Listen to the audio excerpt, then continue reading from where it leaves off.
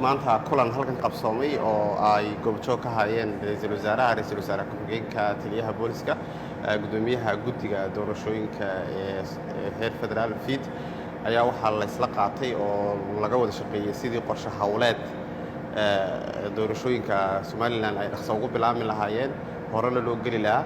waxaa la isla qaatay oo laga wada shaqeyn doono insha allahu tacaala halkan la isla qaatay in labada wiiga soo socda doorashooyinka ay si fiican oo hufnaana uga bilaabmaan.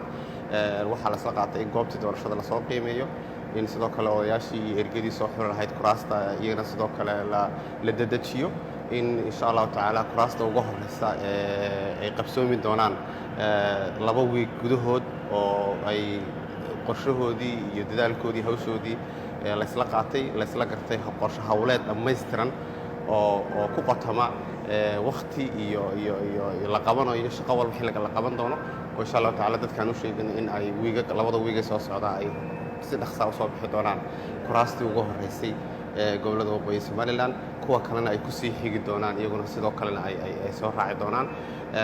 wax fiican oo si wanaagsan wax noogu socdaan odayaashii hadday tahay ra'iisul wasaare ku-xigeenka, hadday tahay gudoomiyaha aqalka sare Cabdixaashi Cabdilaahi iyo siyaasiyiinta kale ee gobollada waqooyi dhammaantoodba waxay habi ku yihiin ay ku faraxsan yihiin haddana si qurux badan oo wanaagsan doorashadu noogu socdo.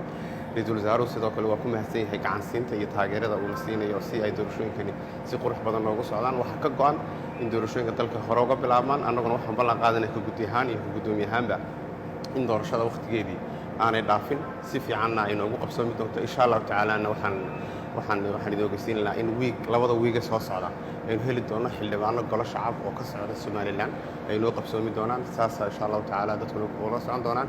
khayr baan rajaynaynaa. ergada, odayaasha, dadka ka qayb qaadanaya doorashadana waxaan wargelinaa inay ku baraarugsanaadaan oy doorashada insha allahu tacaala innaga si toosa inoogu bilaabatay hadda wiigaga soo socdana xildhibaanadii aqalka golaha shacabku ay dhaqso inoogu soo bixi doonaan. waa mahadsantiin. assalaamu calaykum.